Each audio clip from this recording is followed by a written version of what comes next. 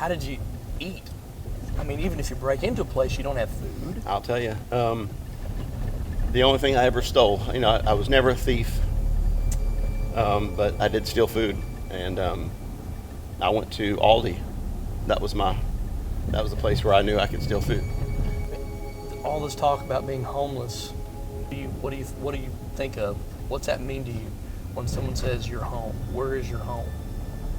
I think of family. To me, home is family. The way I was raised, just having the love of family and friends.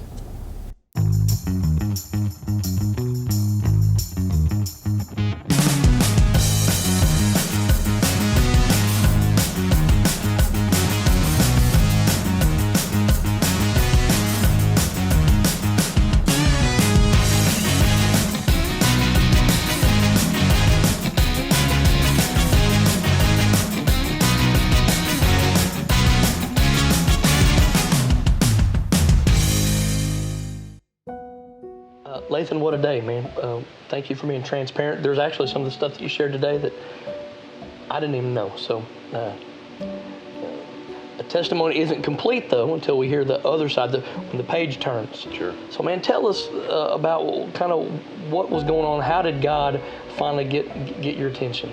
I'd have to say the first time I sobered up and got off the streets is when I went to the hospital for infection of the blood from my wreck. From your, okay. And sat in there 6 weeks, so sobered up, and God started dealing with me about what the next chapter of my life was going to be like. So. Okay, and you went back home with your parents? Well, not yet. I sat in there for 6 weeks, and my folks weren't very accepting of the point of the fact that I told them I needed to come home. And of course, like I said, at that point in my life, nobody wanted to help me. Because that was a burnt bridge at Sure. that point. And my dad was very negative on that. So, but I knew God had talked to me, and that's what I needed to do. I've actually still got the text message saved that I sent to my mom. I said, "Mom, God's dealing with me. This is what I feel like I need to do." And of course, Dad was not about it.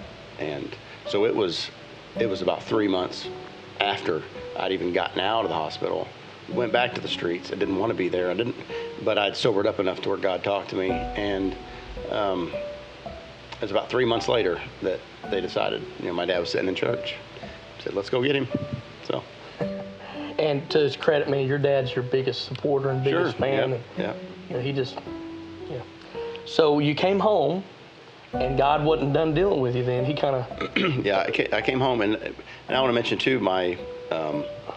before coming home in that next 2 or 3 months before I went home, that I knew you from years back, and every time that I would come to a hard spot in my life where I had to think or make a decision, it seemed like that you would send me a text, and we weren't even friends, but just out of the blue, you would just send me a message. I would say that God had burned you on my heart several times. So. And at the weirdest times, at my lowest times, you would send me a text message out of the blue, say, "I don't know what's up, but praying for you right now." And it would just, I felt like that God was already, he was putting stuff together, Yeah. I've been known to drive people to drugs before. God's never used me to help you, so I'm glad that was the case. I don't know. I wish I could explain why God kept burning you on my heart. Because like you said, it's not like we had a close relationship. Lathan had come and auditioned for Master's Voice years ago, and he could always sing. I mean, you can't teach that kind of skill. He could always sing. But there was some sort of check in my spirit. I didn't know what it was. Now, obviously, I know. But it just wasn't time. And I'm so glad. I know that might have disappointed you, but had we brought you on then, you'd have messed it up. Oh, yeah. I was way too embarrassed to even let you guys see how I was. So, but man, for some reason, God just said, "Man, check with Lathan." And so I tried to find you, and I couldn't. And a mutual friend, a good friend of yours, I got a hold of him, and I said, "Hey, I'm trying to get a hold of Lathan. Is he okay? We're looking for a singer. And I remember what he said. He said, let me get a hold of him right now. And within about, man, I'm going to say 5 minutes, you'd called. Yeah. And what did you say to Wayne when? Well, this was, and this was after I was home, after I'd left the hospital. This was a year. I mean, you'd already. Yeah. You're right with God. You're serving Him, and you're clean, and looking for the next chapter in your life. Yeah. I went home, and like I wanted.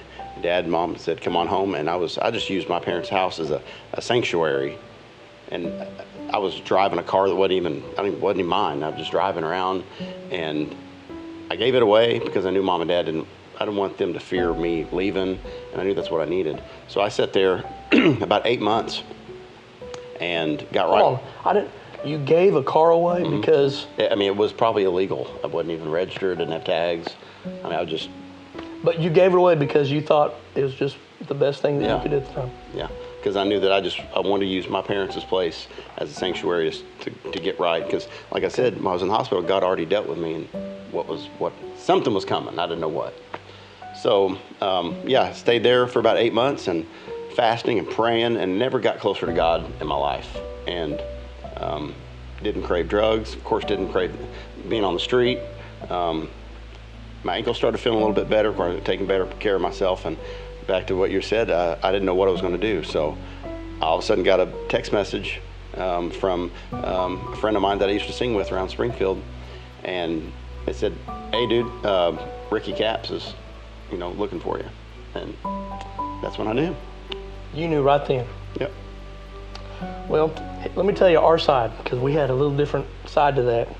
And if you cry, I'm going to cry with you, so stop it. I'm a baby. I cry the whole time. I guarantee it. I almost regretted calling you. And obviously I don't now. But there was a friend of ours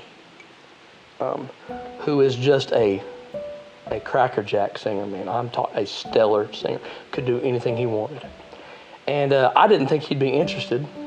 And when I found out that not only was he interested, but he was pursuing a career here, he could play the piano. He could sing the stars down. He's one of the best singers I've ever heard. And on paper, it absolutely was a perfect fit. Anyone else would have said, "Why are we still looking?" And they did. The guys were like, "Man, Ricky, let's not waste time. Let's go." And I can't explain it. When I felt like I owed it to you, I don't know if you remember this, I'm sure you probably do. I felt like I owed it to you to tell you the long shot. Yeah. I called you before you would come. You had to drive like 9 hours for the interview and audition, and I thought that you deserved to know that. I think what I said was, "Lathan, if you'd like to come, you're more than welcome to, but I'm letting you know you virtually have zero chance at this job." And to your credit, you almost giggled. And I don't know if you were still confident or what, but you almost giggled. And I remember you saying, "Well, if it's just the same, I'd like to come." So I was, I'd say, even morbidly curious on the situation. And I remember telling TJ and Theron and Jerry that you're coming. And TJ and Jerry were like, "Man, this is a waste of time." I'd told them about some of your past stuff, and they said, "Ricky, why are we taking a chance? That's just an added variable. We've got a stud, a superstar singer who's chomping at the bit to go with us. Let's just go." Theron was going to come off the road. This guy could play the piano. It seemed like it couldn't get more tailor-made for what we needed. And I said, "Well, we're gonna at least listen to him." And you came. TJ and Jerry were almost aggravated at me that I would have them come. Yeah. And let me mention, it had been 5 years since I'd held a microphone. You hadn't sang. I haven't sang, and I haven't been to church. It's been 5 years since I'd done anything. Your brother came with you. Mm-hmm. I remember you getting out of I met you before you came in to audition. I met you in the parking lot, and I saw you limping with a cane. I'm thinking, what are we going on? I mean, and I don't want to sound like we're superficial, but I'm thinking, man, what are we doing? Well, believe it or not, before that, for the last year, I've been on crutches. Everywhere I went was crutches. And I told my brother, I said, "Man, I'm taking these crutches, putting them in the trunk, and we're stopping to get a cane, because I'm not going to show up with with a pair of crutches. There, I'm here to audition. You know, Hold on. Look like So Tiny you Tim. got the cane on the way to Bristow. Yep. And I don't know how I was going to do it, but I just prayed. I said, I'm going to fight through it. I'm going to walk with this cane. And then I knew I had a story I had to tell you guys. So I knew I was coming, and you guys were going to be like, what's going on? Where have you been? Why are you like this? Yeah, and I knew some of it. I didn't know to the extent, but I knew some of it. And man, you sang. Of course, you, like you always do, you just sang the stars down. And I never doubted that part. It's like riding a bike. You were born to sing. A voice like that, and I'm just envious of. And the guys enjoyed your voice. But then it came time to interview, and I don't know if you were nervous, but I was nervous for you because I knew that we had to ask some pretty tough questions, you know. And we asked, and you shared your heart, and you shared what God had brought you through. And I remember you saying, you told us about your leg and that this cane and your limp is very painful, but God is using that to remind you how close to death you were. Every step. And man, I don't know if you... I remember leaving thinking, man, if that guy is snowballing us, if he's fishing, he is the best I've ever heard at that. Jerry and TJ, who are purposely cynical for my benefit because I am naive. You left. Jerry pulled me aside and he said, Ricky, I apologize. Listen, I think that's the guy. TJ called me and he said, Ricky, man, I'll be honest with you. I thought you were crazy. He said, man, if I had to make a decision today, I think Lathan's the guy. And it still took a month. I love this other guy. Love him. When you meet him, you'll love him. He is outstanding. And almost wanted him to be the guy. And I remember that we were in Bloomington, Illinois. You were fixing to come for the second round of auditions. Mm-hmm. Before you had gotten there, I'd talked to God. I'd prayed with the Lord about it. And before you'd gotten there, I called this other gentleman. And I basically just told him, man, we're close to another guy. And I wanted him to know that he could not be more of a perfect fit. And he probably was like, oh, brother, I've heard this before or whatever. Yeah. But it was the truth. And then you came and you had been practicing. You'd been singing. You were already good, but that day, man, you knocked our hat in the creek. And your dad and mom came, and your dad was so much. I was expecting to do cartwheels, man. And right. We knew right then. It's still about, I don't know what it was, maybe a couple of weeks later, on the 4th of July is when I called you. And man, take me through that. Well, 4th of July, like you said, I wasn't expecting a phone call yet because I told you it'd be August, I think. Yeah, you said, when I went to Bloomington for the second time, you said, well, I'm going to have the guys, they got a couple weeks off, pray, fast, pray really on our decision. And you're going to call a meeting and say, tell me what's on your heart. What do you think? Yeah. And it wasn't 2 weeks, I think. Yeah, maybe a week into that, and then he just called me. And I was at my brother's in Poplar Bluff, Missouri during 4th of July. And we just sat down to eat and got a call. I was like, hey. Everybody's like, what? It was Ricky's calling. So I went outside. And what did you say? You said... I think I said, Lathan, if you want it, man, welcome to Master's Voice. Yeah, it's like, Lathan, we got something for you. Me and the guys are sitting here. Would you be willing to sing with the Master's Voice? We'd like to, have you on board. And I was like, no, yeah. And was just floored, man. And of course, nobody ate after that. I went inside and I was like, you guys aren't gonna believe it. I was like, I got the job, I'm gonna cry for a second. Here we go. All right. So, and they couldn't believe it. And it was then I called my friend in Springfield, and he said, who I had called in to get a hold of you. He said, Lathan, do you realize where you were? It's gonna be tough. 1 year ago today. On the 4th of July. Yeah. It's tough. And it didn't dawn on me. He said, on my Facebook feed 1 year ago, it's got a picture of you in a chair, and you took a picture of a block of cheese and some salami.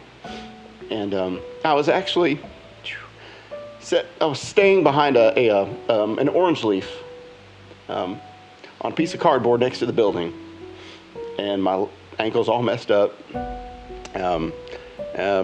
And I went across to Jimmy John's and I stole a block of cheese and some salami. And I remember hearing the fireworks go off. And I took a picture, and I said, Happy 4th of July, And so then I just lost it. I said, man, it's been a year. And to go from homelessness to getting a job like this, I mean, God's got to be in it. And that's why I knew that, that he's got a purpose for me, for sure. Yeah.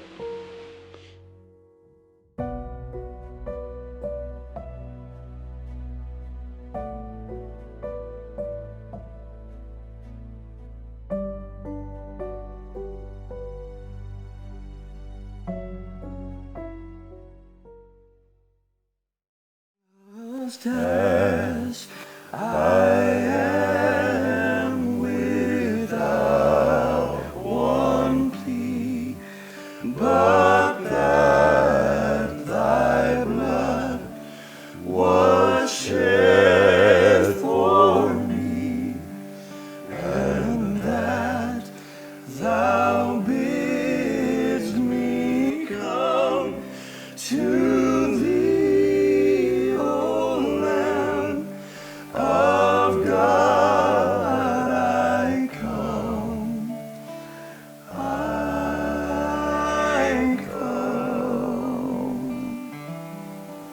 Just as I am, and waiting not to rid my soul of one dark blot, to thee, whose blood can cleanse each spot, O Lamb of God, I come, I come.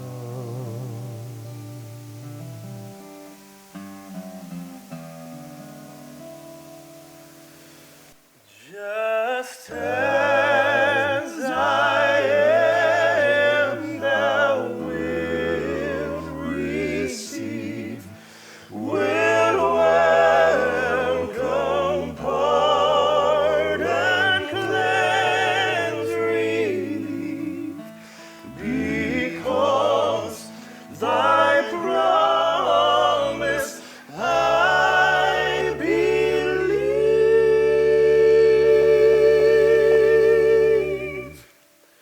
O Lamb of God, I come.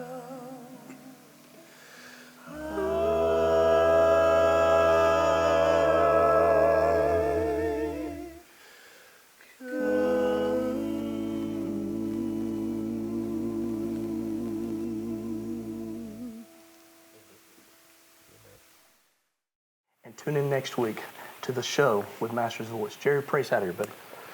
Thank you, Father, for your goodness to us every day. I thank you for these men and what their friendship means. We thank you that you're in control of all things, and we understand that none of this has taken you by surprise. Everything that's happening today, you were always aware of what was going to happen, what will happen from here on.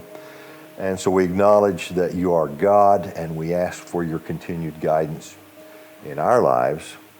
Help us, dear God, to do your will in all things. If there are those who are watching tonight who are questioning their faith, questioning their salvation, I pray, dear God, that you would help them to settle that once and for all, because it can be done according to your word. Thank you so much for your grace and your mercy in each of our lives. Make us all aware of that before we settle down tonight. Make us all aware of your love and your protection and your salvation for us. In Jesus' name, amen. Amen. Say right there. Guys, do this right here. Jesus, Jesus, Jesus. There's just something about that name. Master, Savior, Jesus,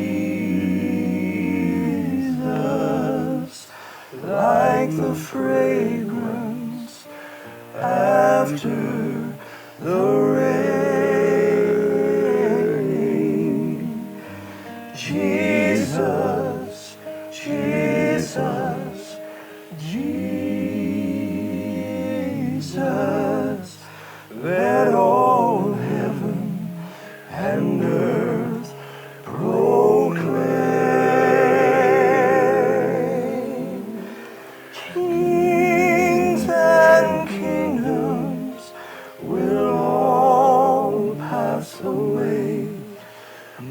There's something about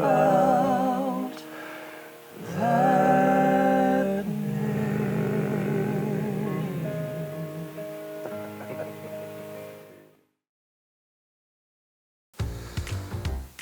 God, we thank you. What is it? He said, thanks. He said, no, thanks. Yeah, yeah. Get it out. Just go ahead. Go ahead. I don't know why it ticked me so much. He said, thanks.